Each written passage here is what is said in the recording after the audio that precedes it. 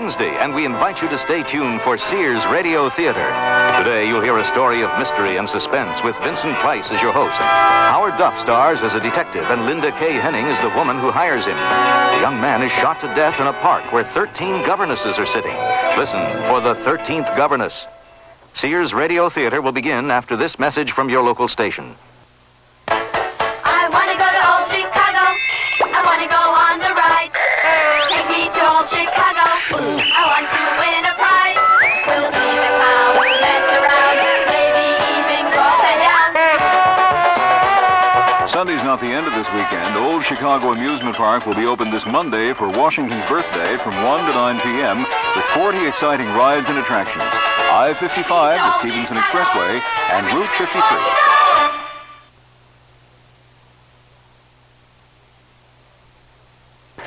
It's 8:34 now. The temperature in Chicago, 27 degrees. The outlook for the rest of the night, temperatures steady or rising with periods of freezing drizzle. Tonight on the CBS Mystery Theater, the president of a plant building nuclear reactors suffers a loss of memory for one day with serious consequences. Russell Horton stars in the CBS Radio Mystery Theater presentation, The Missing Day, tonight at 10:30 here on WBBM News Radio 78. This is Vincent Price.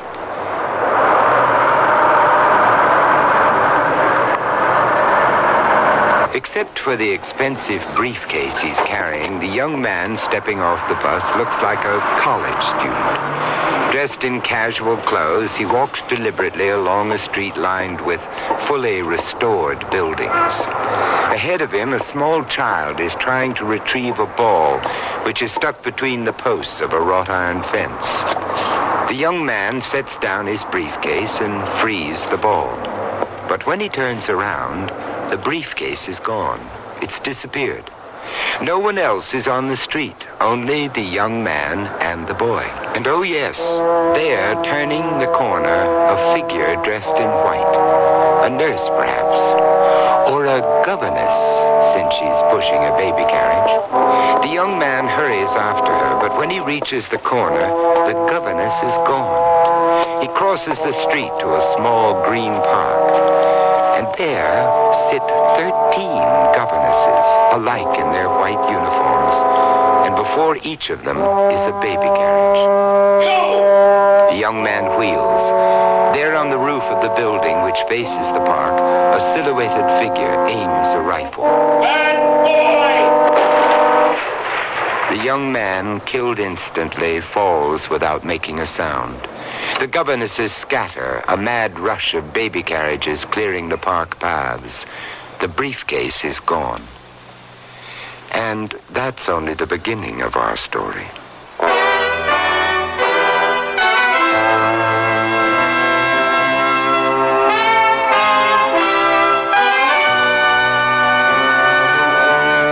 Sears Radio Theater, a new adventure in radio listening. Brought to you 5 nights a week by Sears, Roebuck and Company. Sears, where America shops. Your hosts, Lorne Green. I'll bring you stories of the Old West and the New. Andy Griffith with a look at the funny side of life. Vincent Price with tales of mystery and suspense.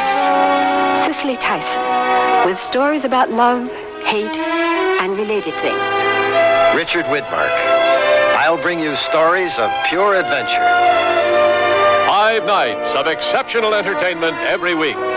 Brought to you in Elliott Lewis production of the Sears Radio Theater.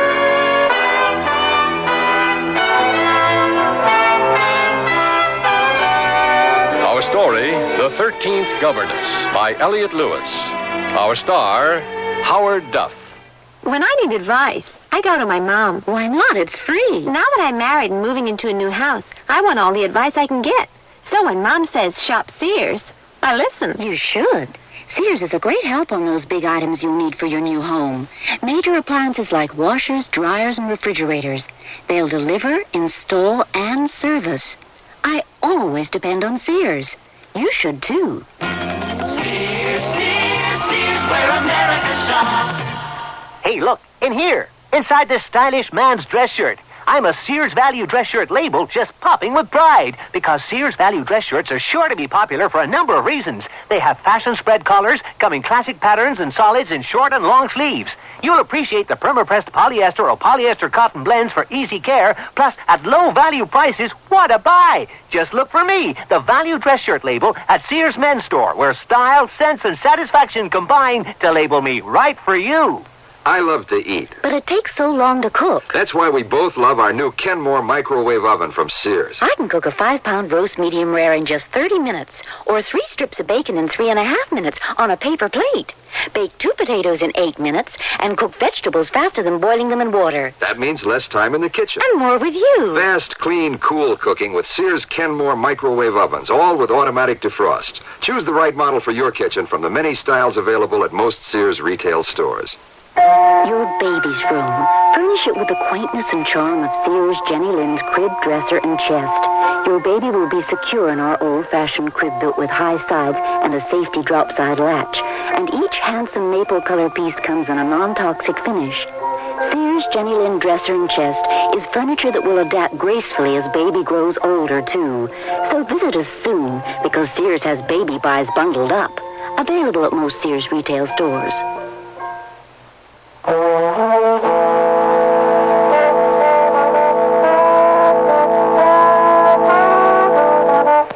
A shopping center, by definition, is a place where you shop for groceries, sundries, medicines, toys, hobbies, and so on and so on. This particular shopping center has an added service. Note the discreet sign, Harry Holliday, Private Investigations, Confidential Matters. What sort of a man performs those services in a shopping center?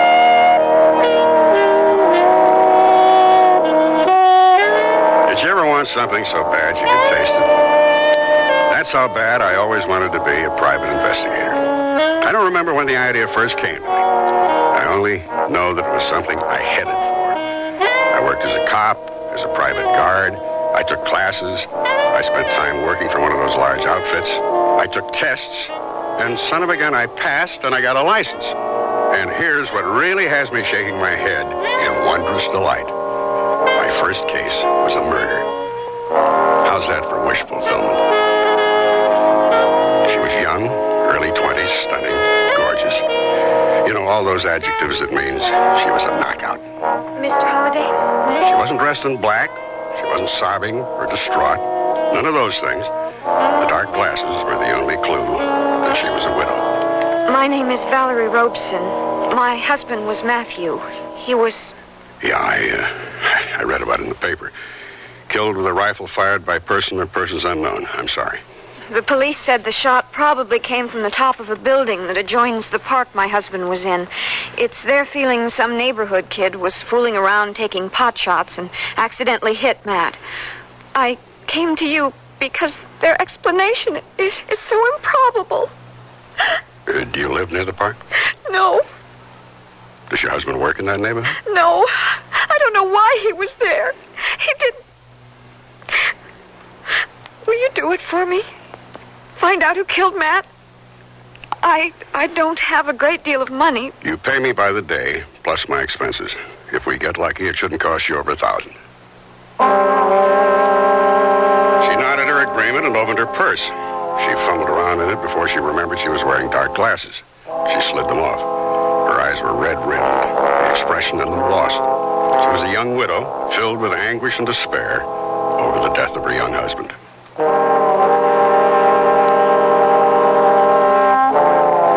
In the building from which the shot had been fired, a cold marble lobby separated door and elevators.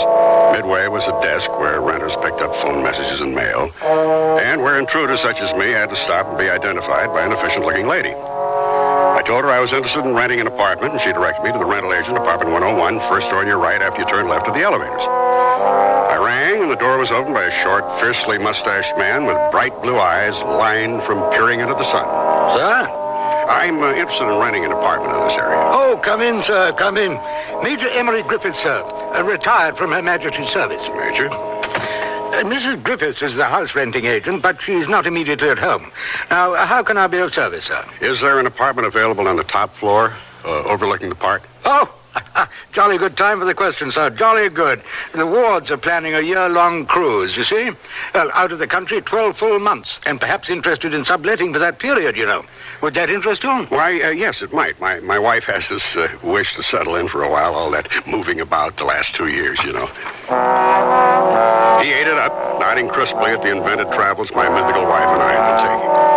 The wards were out, he told me, and led me to the elevator located directly across the lobby from the eagle-eyed woman at the front desk who would have seen anyone coming or going. Is there a freight elevator for our furniture? Oh, yes. It runs from the basement to the top floor, at the opposite end of the building. Of course.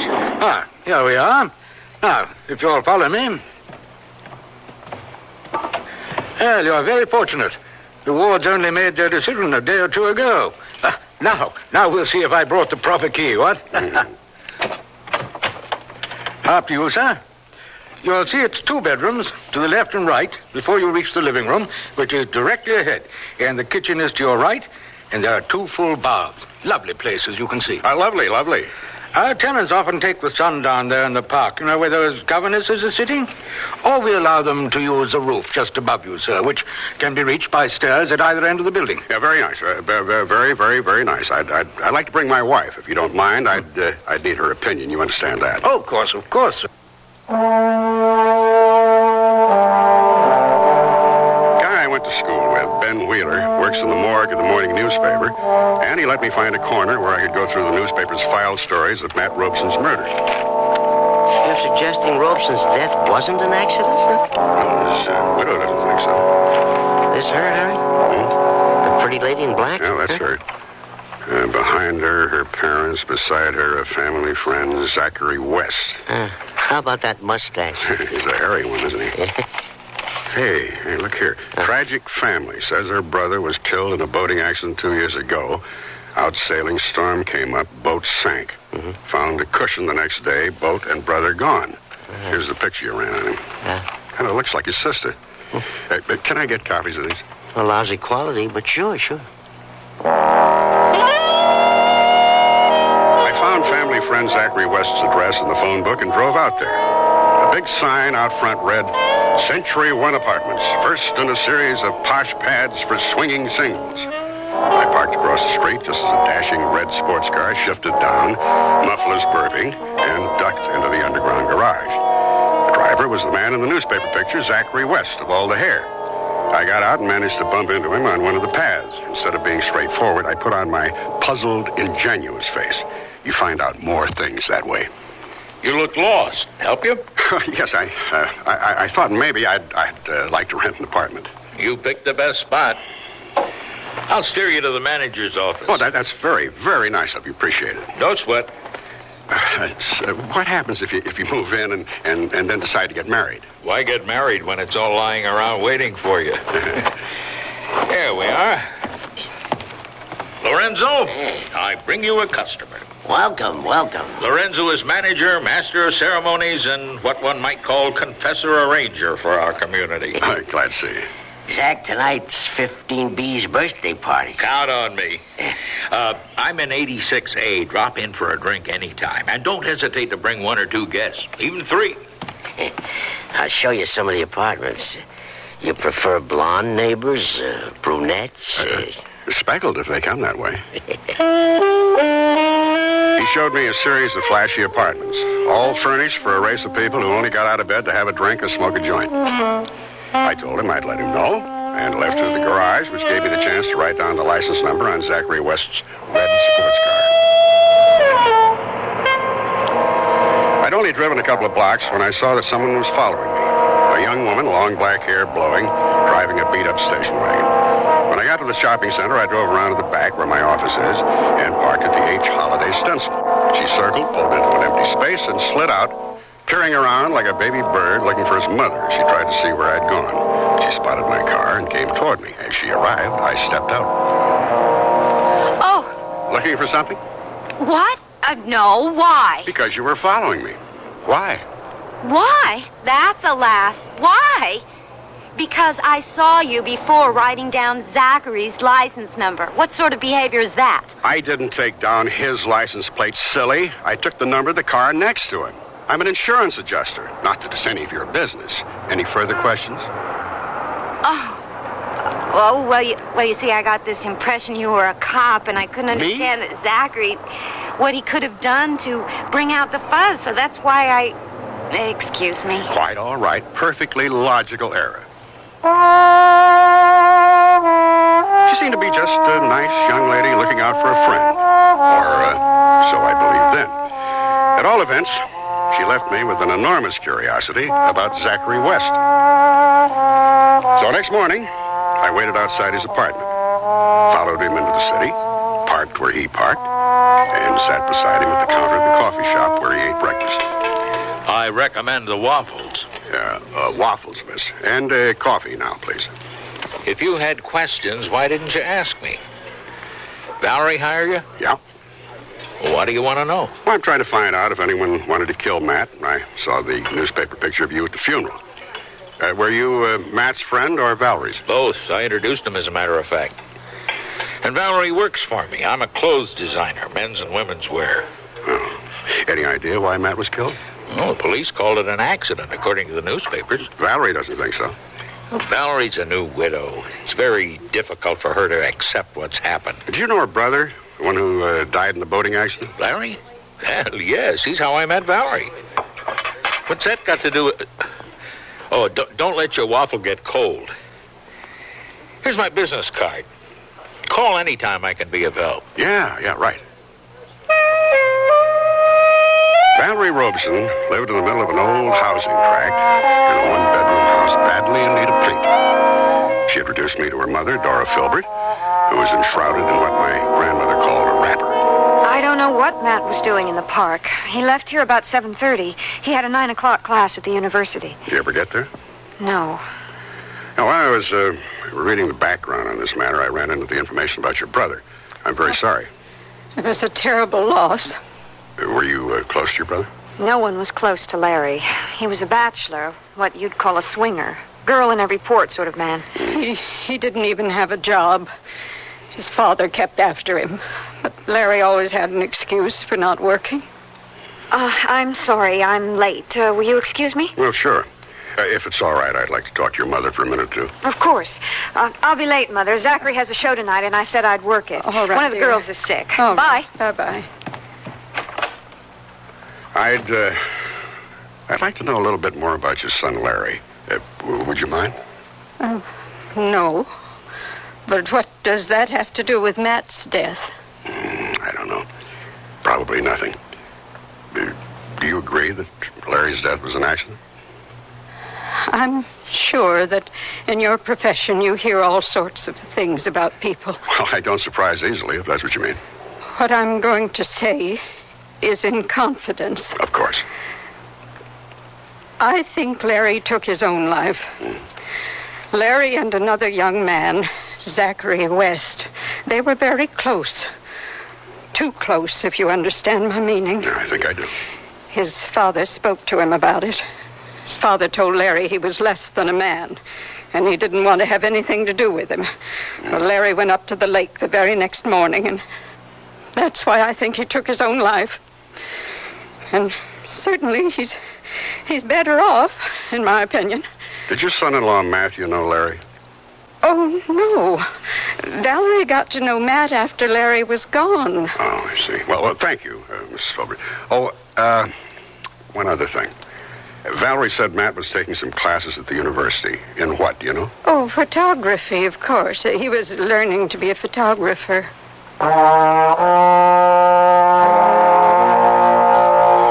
Matt's photography instructor had been Norman Fields, a full-bearded, shaved-headed man. I met him in the mall outside the Fine Arts Building. I sat in the sun while he hunkered beneath a tree, rubbing the top of his head. What did you want to know about Matthew Robeson? And why would anyone want to kill the dreadful little twip? His widow asked me the same question.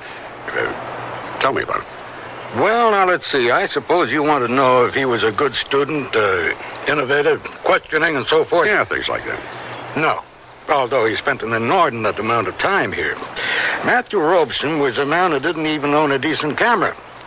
And yet he was in my class. Now, one must ask oneself, why? Why? Because Matt's own personal interests were what motivated and guided him. His time here was spent in the darkroom. He cleaned it up, set out the chemicals, stacked, sorted the photographic papers, cleaned the enlargers. Any notion why? Oh, sure. He needed a place to develop his own work. Things he didn't want anyone else to see. Pictures? Of course. Did he keep the negatives and prints here? Oh, you mean no one has mentioned Matthew Robeson's attaché case? Why, that was the most obvious and apparent thing about him. He was a scruffy little man, late 20s, skinny, wild clothes, who always walked in a slouch hurriedly. He was never without this attaché case, like a small suitcase, very expensive, never out of his grasp. Well, I would assume that that's where he kept his goodies. Why goodies? Well, Matt Robeson was a man to do anything for a buck, and I mean that, literally. Whatever he was peddling was in that attaché case. Now, it's just a shame you didn't know him. You missed out on a real oddball.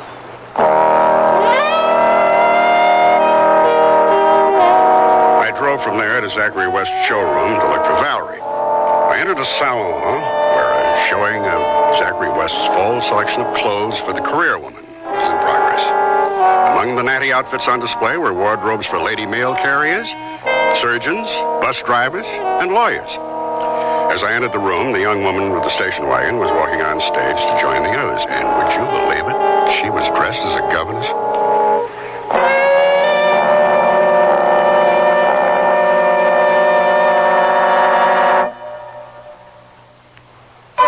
Sears, where America shops, invites you to apply for the Sears credit card. It gives you credit in over 3,600 Sears stores coast to coast. Whether you live or travel in any of the 50 states, there's a Sears store where you can shop for what you need for your family, home, or car. You can apply for the Sears credit card at any Sears store or by calling this toll-free number now. Call 800-526-0444. That's 800-526-0444. New Jersey residents call 800-652-2777.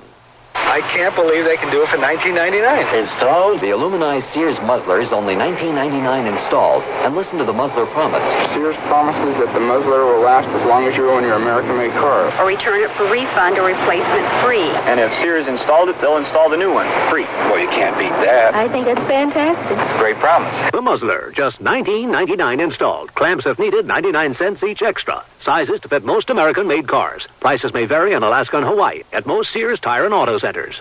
Nearly everyone at our party mentioned our new Sears Dream Supreme carpeting. Didn't anyone say anything about my rutabaga dip? Marvin said Dream Supreme looks so thick and luxurious. He loved its velvety, soft, plush pile. What about my rutabaga dip? Eloise adored the color of my rutabaga dip. I told her that avocado lime is just one of Dream Supreme's 20 lustrous colors, and when Doris heard that Dream Supreme is so reasonably priced and treated with Scotchgard brand fabric protector... Okay, what about my tuna fish upside down cake? Dream Supreme carpeting in most larger Sears retail stores. Are we finally set for Grandma's? I think so. We've got the new Sears Travel Guard baby seat in the car. Right, and the extra sleep and play baby suits. Oh, Grandma will love those. They're so cute and yet practical. The extra baby blankets and bottles are in the vinyl diaper bag. Oh, Sears certainly did make shopping for the baby easy. Sure did. Well, I think we've got everything. Honey, I think you've forgotten something. The baby.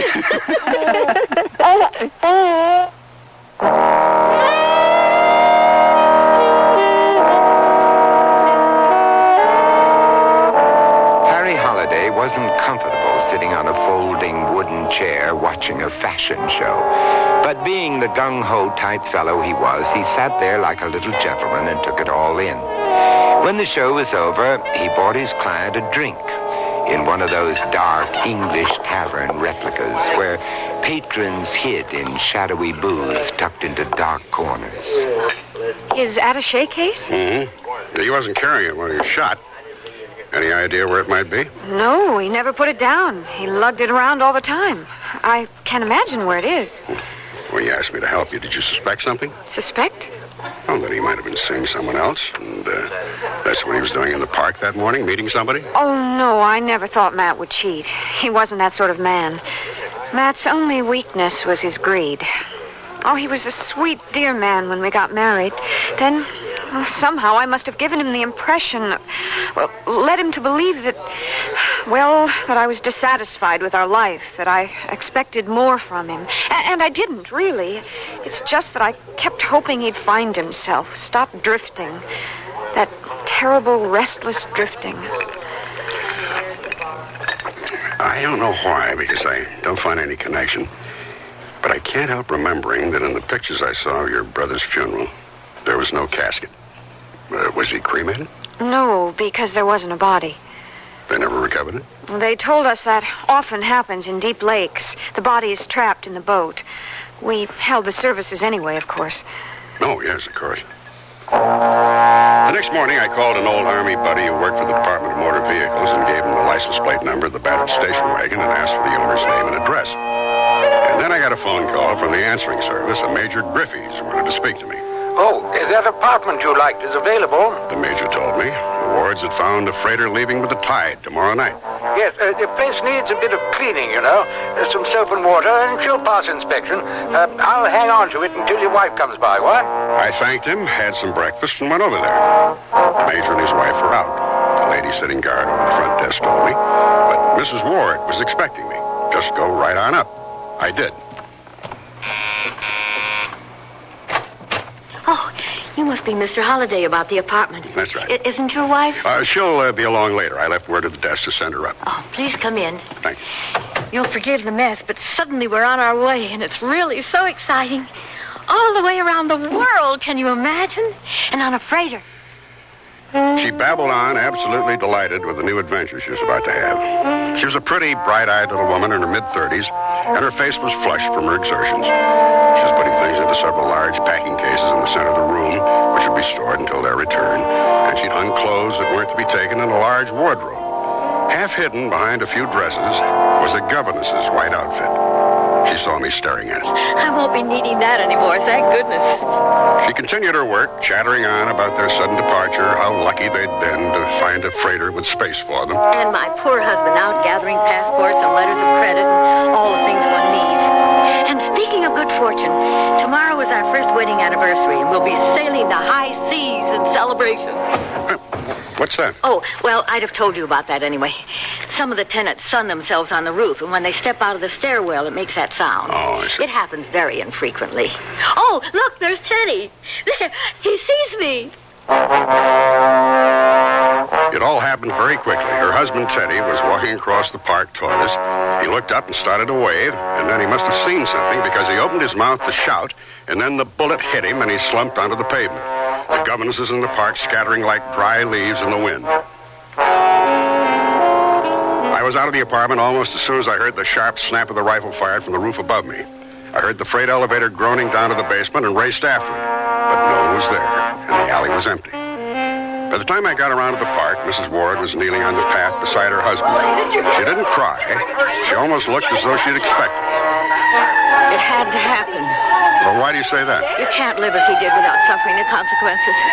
I kept making believe that everything was all right, that the money he brought home was legitimately earned, that silly governess costumes, the exchange of envelopes and a baby carriage, all of it was a prank, not something real, something that would end in this.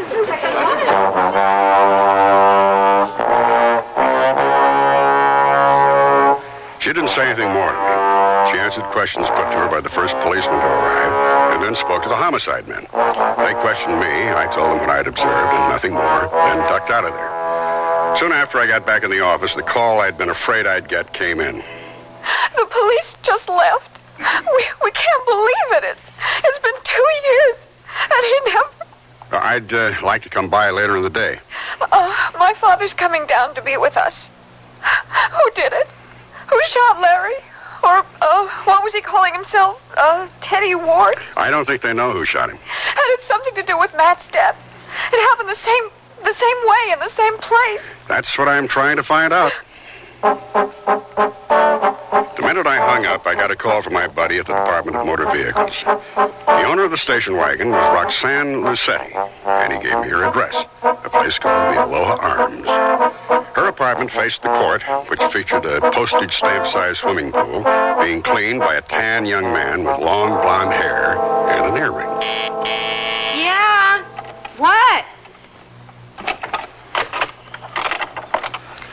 Well, look who's here. What do you want? Well, I'd like to ask you a couple of questions. Come in, although I don't recall we have any unfinished business to discuss. Hey, nice little apartment. Your mother decorated? What's that supposed to mean? Well, nothing really, but everything's sort of square in here, and you seem to me to be more of an individualist. What's the matter with you? You come in here without a how do you do or how are you feeling today, then you start to make critical statements about me and my family. Not critical at all. No criticism implied or intended. What sort of a person are you making fun of me? Hey, come on. Take it easy with that bag. Hey, no! Hey, what do you got in here? Concrete? Come on now. Now, No, fun's fun. Now, give me that. That's personal. Hey! Don't open it! What have we got here? Well, bless my heart.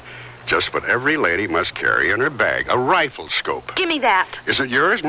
Is this your scope? I didn't realize you were a marksman. Markswoman. It's not mine. Well, why is it in your bag? This friend asked me to sell it for him. What friend? I don't remember his name. Now go away. You know, you're really a terrible liar. Your whole character changes. I like you better when you're yelling and screaming. You just listen.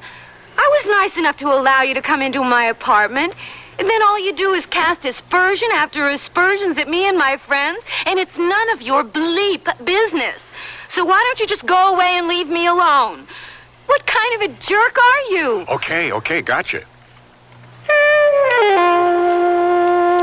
I stopped for a minute outside the door. I couldn't be sure, but I thought I heard her crying. Crying her heart out, as the fellow says.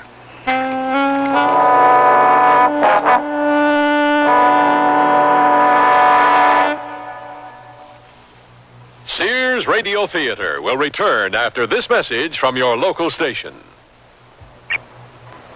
If you have a child with a handicap, we have some good news, and some very good news. The good news is there's a new law that guarantees your child the right to the special education he needs. Evaluation procedures conform to the corresponding requirements in the final regulation of Section 504. But here's the very good news. The term continuum, as with least restrictive environment, is commonly used by... You don't have to hire a lawyer to explain how this rather complicated new law can help your child. Is in accordance with specific performance criteria related to the program objective. We can explain the law in clear, simple language. Free. Information under sub-clause E of Clause 1 of subsection B. The commissioner there... Just write Closer Look, Box 1492, Washington, D.C., 20013. That's Closer Look, Box 1492, Washington, D.C., 20013. A public service message on behalf of the United States Office of Education. I gained 20 pounds in 2 months. Chocolate and peanut butter. Yeah, I never lost that weight either. With me, it was different. I was climbing the walls, yelling at the kids. I just couldn't live with myself. Neither could Dan, could he? No, not really. He said having a wife that smoked was better than being terrorized day and night. Better a friendly dragon than a nasty dragon, huh? Right. So anyway, I'm back to a pack and a half a day, addicted just like I was Let's before. hold it right there. The American Heart Association wants you to know that smoking cigarettes becomes a habit, not an addiction. Habits can be broken. Smoking is a matter of choice, not destiny. We can help you quit. You don't have to gain weight or climb the walls. Contact your American Heart Association for a free booklet that explains how to break your cigarette habit step by step. The American Heart Association wants you to know we're fighting for your life.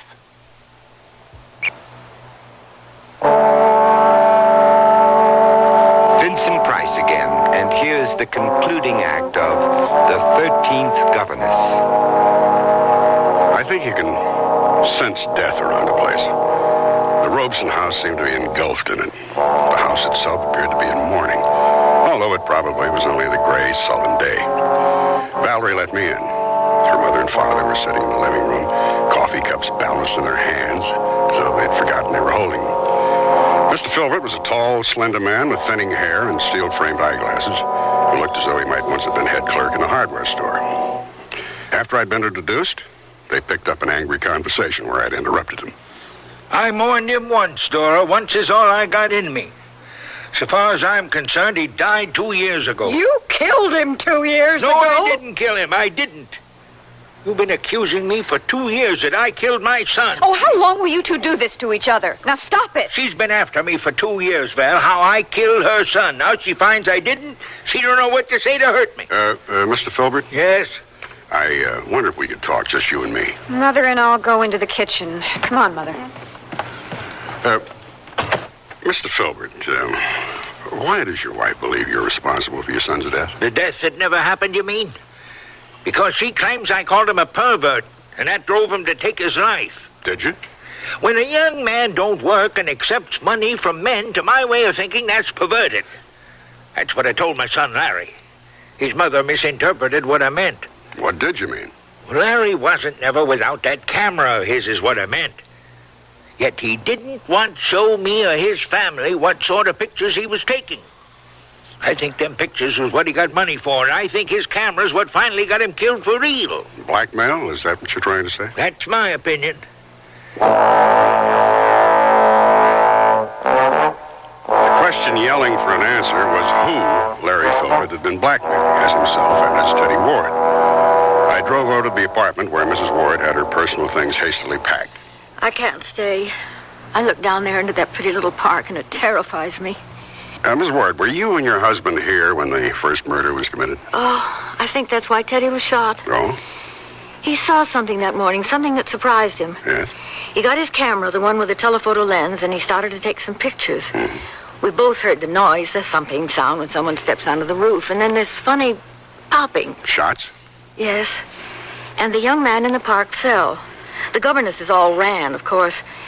Teddy dashed out the door with his camera. He came back before the police arrived, and he was laughing. Can you imagine that? We're going to take a trip around the world, he told me. First cabin around the globe, because my ship just came in. He developed his own films, of course. Here? Yes, in here. She led me to a bathroom her husband had used as a dark room, crowded with an enlarger, tanks, chemicals, and papers. She searched through a drawer until she found a picture taken with the telephoto of young Matt Robeson in the park just before he was shot. And then she handed me another envelope with another picture in it. This of a man holding a rifle. A picture taken in the alley behind the building near the freight elevator exit. The man was no one I'd ever seen before. Bald as Kojak, wearing thick eyeglasses with heavy black frames, and clean shaven. That's the picture Teddy took after the shooting. You know the man? No, but... You've seen him before, is that it? Yes. Where? In another picture? Teddy said once, "This is your bank account. With this in your hand, you'll never be broke." It's too late to hide it, isn't it? Much too late. She unlocked a drawer at the bottom of one of the cabinets and lifted out a manila envelope. I opened it. Pictures of the same man. In the first, he was drilling a hole in the caulking on the bottom of a small beach sailboat. In the second, a night shot, he looked with surprise and fright into the camera flash. It was winter. Some snow could be seen in the street in what seemed to be a suburban neighborhood. The man stood beside an automobile. A small object lay on the ground beside the car's right front wheel. I asked Mrs. Ward if I could take the pictures. Of course, it doesn't matter anymore.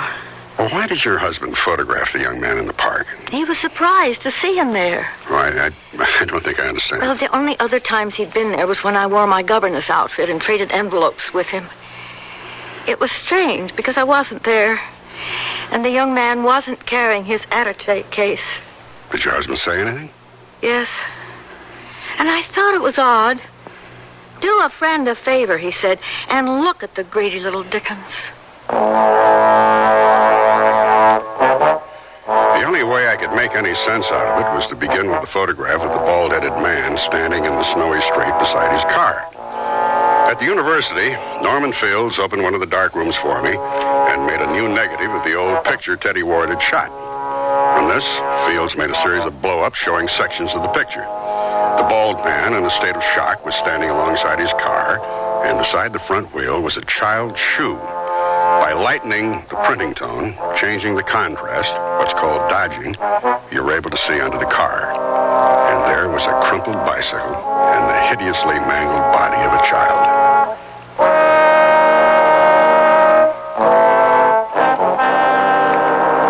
He was the only one involved in the mess who'd known all the principals through everything that had happened, and I wanted to ask him who the man was. Buy you a drink? Oh, yeah, thanks. Vodka on the rocks. Fine. What brings you here? I'm trying to locate somebody. Someone I know? Well, I think maybe you do. Here's your drink. Thank you. I'll leave the door open and we can talk while I get cleaned up. Man or woman? Man. Any idea where I'd know him from? He had a business arrangement with Larry Filbert. Say, did you read about that? Can you imagine a guy changing his name, living a whole other life? This man I'm looking for knew Larry Filbert, and I think also knew him as Teddy Ward. No kidding. Excuse me. Sure. He shot Matt Robeson and Larry Filbert, Teddy Ward, whatever you call him, with a rifle.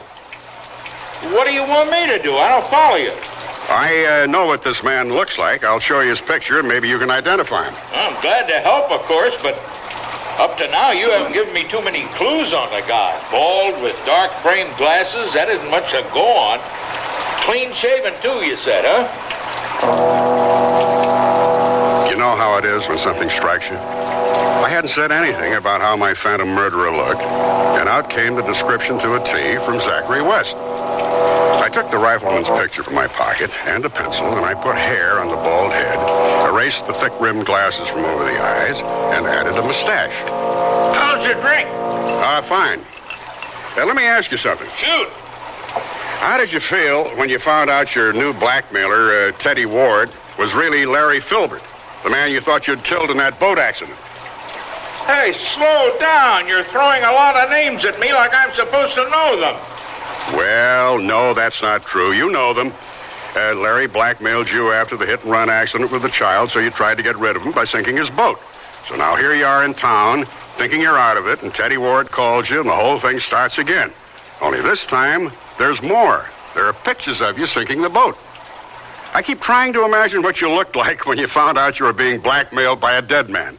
I mean, wow, I would have had a fit. Well, what did you do? Follow Mrs. Ward to her apartment after she traded envelopes with Matt? That a picture of me? He was standing in the doorway, bald head, no mustache, no glasses. And just to make the picture complete, he was casually aiming the rifle in my general direction. Just enough so I wouldn't misunderstand him. Smart young fellow like you is bound to get into trouble. No, not so smart. Till a couple of minutes ago, I really thought there was another man. It's really remarkable what a hairpiece and a phony mustache and contact lenses can do to change a person. Remarkable. You know what troubles me, though? How'd poor Matt Robeson get involved in all this? His brother-in-law wanted to help him out, pass him a little money. I gave money to Roxanne, she gave it to Matt, he gave it to that governess until he got greedy and decided to go it on his own. Motivation. Money runs the ship, my lad. Money's what makes the world go round. Although I can't believe you're getting enough for what's about to happen to you. Move, please. We're getting out of here. Why'd you run away from the accident? If you'd stayed, maybe that little girl could have been saved. No way. Come along now. Happy birthday! Any more, Zach? Zach? Hey, where's Zach? We were just going out to pick him up. Well, his car's here. His friend Gilbert here drove it over. Gil, let me show him the rifle. Hey, look at this. Isn't it a beaut? Bought it for Zach for his birthday. Come on, Gil. We better get going. Hey, you guys will bring Zach to his party, won't you? I mean, we got all his booze and food and, you know, the trappings, little foxes, all sizes. We'll bring Zach back. Don't worry about it, but go ahead. Get the party started. Okay. Rifle in hand, I eased Zachary West out of there. He made a couple of moves, like he wanted to grab the gun or get away, but by the time we got to my car, he was a limp sack. All the fire was gone. He ducked the responsibility long ago. He'd run away, then killed two men who tried to bleed him, and finally, there wasn't any place to hide. No place at all. He sat in the front seat of the car, blinking his eyes behind the thick glasses, letting what had happened to him sink in. And like I said, that's how I handled my first murder case.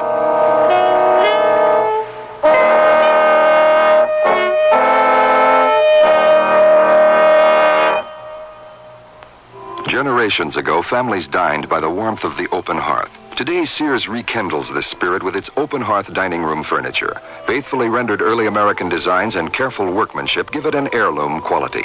The satin glow and warm highlighting of Sears open hearth take 26 steps to achieve. There's no shorter method to bring out the beauty of the wood. And like all good furniture, open hearth is made to last for a long time with sturdy tongue and groove and mortise and tenon construction. Choose from 16 different pieces of open hearth at most Sears retail stores. Want to buy some radios, but tires all look the same. You've got to have good feelings, you've got to trust the name. You know our reputation, remember what we said. When Sears is behind you, you come out ahead. Hey, look, in here. Inside this stylish man's dress shirt, I'm a Sears Value dress shirt label just popping with pride because Sears Value dress shirts are sure to be popular for a number of reasons. They have fashion spread collars, come in classic patterns and solids in short and long sleeves. You'll appreciate the perma-pressed polyester or polyester cotton blends for easy care, plus at low value prices, what a buy! Just look for me, the Value dress shirt label at Sears Men's Store, where style, sense, and satisfaction combine to label me right for you. I sell draperies at Sears. Yesterday, a lady came in and said that she'd been in and out of about every store in town looking for draperies and at this point didn't know what she wanted anymore. I asked questions about her tastes and decor and then made suggestions. She was thrilled. She found what she wanted and learned a little too. It made me feel good to know that I helped her out. Sears people are friendly people who help you find what you want. Sears, Sears, Sears, where America shops.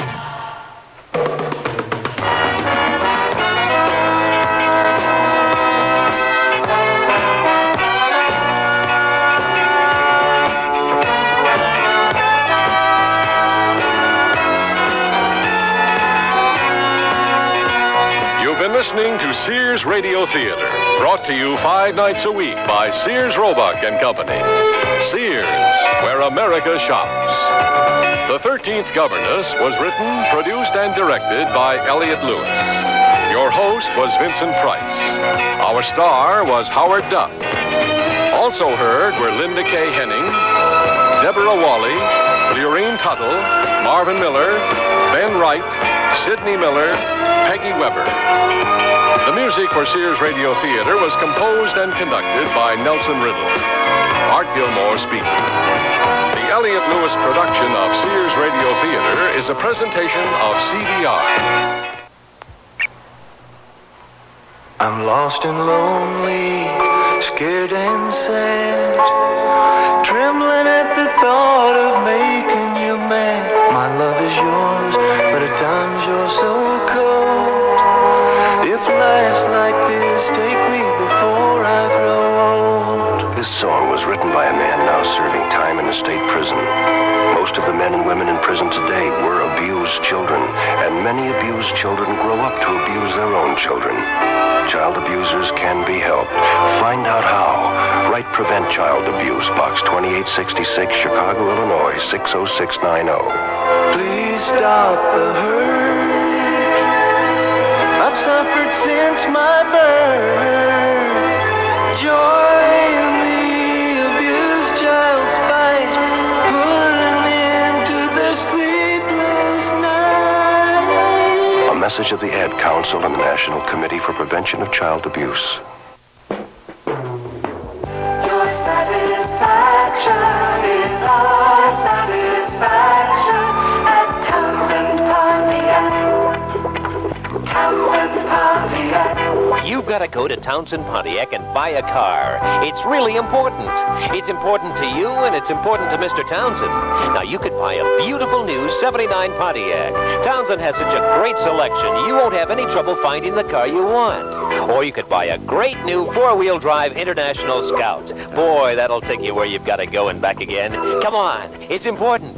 Why? Well, Jack Townsend knows that once you're a Townsend customer, you wouldn't want to buy anywhere else. And that's important to Mr. Townsend. Your satisfaction is our satisfaction at Townsend Pontiac. 6300 Broadway, Townsend Pontiac. Merrillville, Indiana.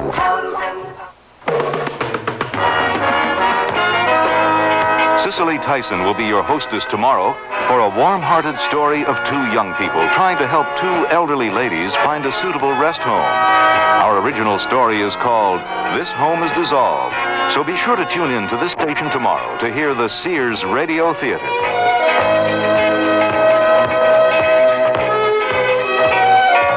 Beginning tomorrow, you can start helping yourself to feel 15 to 25 years younger than you are today. You're never too old to grow young. That's the encouraging message of medical authorities in a special 48-page report called 10 Ways to Grow Healthier as You Grow Older. Based on recent medical research, this informative and useful report was prepared by America's largest Better Health magazine, Prevention. It's yours free as a new subscriber.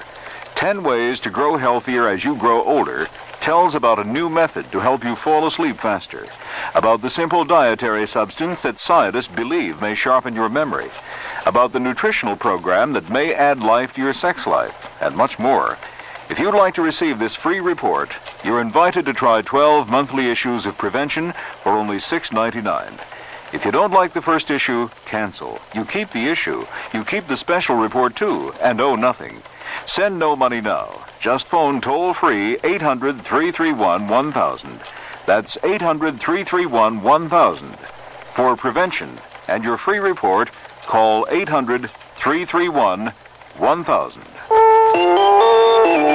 CBS News, the Soviet ambassador in Washington called in tonight to hear a strong U.S. protest connected with the killing today of the U.S. ambassador to Afghanistan. I'm David Jackson reporting on the CBS radio network. Ambassador Adolph Dubs was shot to death in a gun battle between his kidnappers and Afghan police who rushed the hotel where he was being held. State Department spokesman Harding Carter tonight revealed that Soviet advisors were on the scene in Kabul when the fighting took place. He says Acting Secretary of State Warren Christopher in Washington tonight summoned Soviet Ambassador Dobrynin to the State Department to lodge an official complaint about the role the advisors played. The acting secretary said that he was not accusing the Soviet advisors of responsibility for the ambassador's death. He did, however, charge them with failure to heed repeated requests by U.S. embassy officials that the assault on the hotel in which Ambassador Dubs was held not be undertaken. Carter also said some American citizens were taken from the U.S. Embassy in Iran when it was overrun by leftist guerrillas this morning. On the question of Americans missing from the compound, the last report we have is that some 18 Americans may in fact not have returned to the compound. However, it at least seems on the basis of the latest reports that their whereabouts is known and that they are reportedly going to be returned or are returning and are in any case physically okay. More news in a minute. I had it when I woke up this morning. Sinus, my worst ever, until I took Sign-Off. Send for Sign-Off. Sign-Off gives you all the pain relief of aspirin, plus relief from sinus pressure, congestion, even postnasal drip. Send for Sign-Off. And for the fastest known form of congestion relief, Sign-Off Spray, S-I-N-E-O-F-F. Sign-Off. The sinus medicines in the bright red box. Is here. For occasional use only as directed. Here's news from Amana. You can get a $50 rebate check direct from Amana when you buy the Amana Touchmatic 2 radar range, the microwave oven that cooks by time, cooks to temperature, even holds at temperature to tenderize economy cuts of meat, and holds at serving temperature for late arrivals. So automatic it even remembers the time of day. So buy your radar range from your participating Amana retailer and get a $50 rebate check direct from Amana. Offer expires February 28, 1979.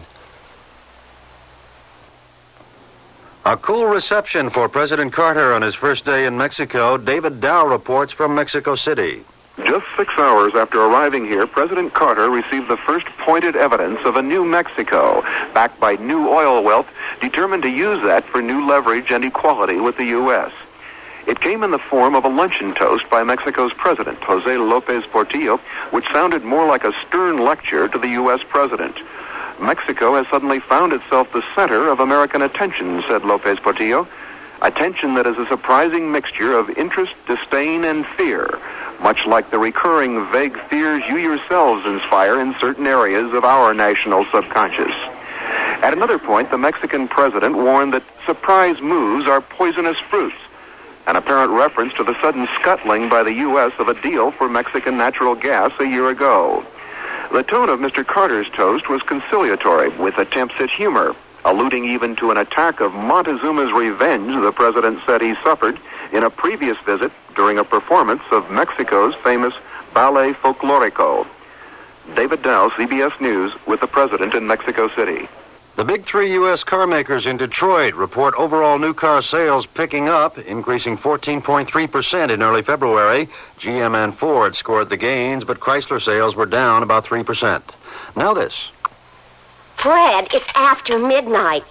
Oh, look what you've done. Will you stop eating and go to bed? You'll never get up in the morning for work. I can't get to sleep. I took an aspirin, but I'm still wide awake. Well, what did you expect? Aspirin's for headaches. You need a sleeping aid to help you fall asleep. I'll get you some Compose when I go shopping. Some what? Compose. Go to bed, will you, while I clean up this mess?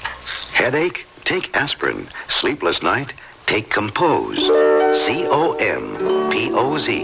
Taken as directed before you go to bed. Compose actually helps you fall asleep when you want to fall asleep at bedtime. So what else happened at the office today, Fred? Did you get the order for that new job? Fred? Fred, you asleep? That's Compose for you. Headache? Take aspirin. Sleepless night? Take Compose. C-O-M-P-O-Z. Take only as directed. Compose is available at all drug counters.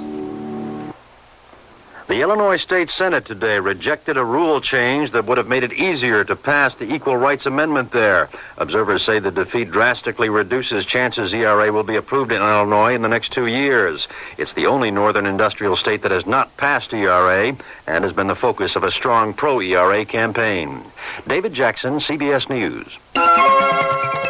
Tonight's weather in Chicago, locally dense fog causing hazardous driving conditions, but warmer with periods of freezing drizzle. Temperatures will be steady, or they will rise perhaps to a high of 35 by tomorrow. Tomorrow we expect more freezing drizzle, becoming just plain drizzle, and snow likely by evening. Then on Thursday night, snow continuing with several inches accumulation possible. Windy with blowing snow and bitterly cold with lows 0 to 10 below. Friday, chance of snow flurries again and a high around 10 degrees. It's 27 degrees at all the reporting points in Chicago. The humidity's 100%. The wind east, 7 miles per hour. First in news, we're CBS News Radio 78, WBBM, Chicago. It's 9:32. This is Alan Bickley on News Radio 78. In the news tonight, I-57 murderer Henry Brisman, now serving a 1 to 3,000 year prison sentence, has been indicted by a county grand jury on charges of murdering a fellow inmate.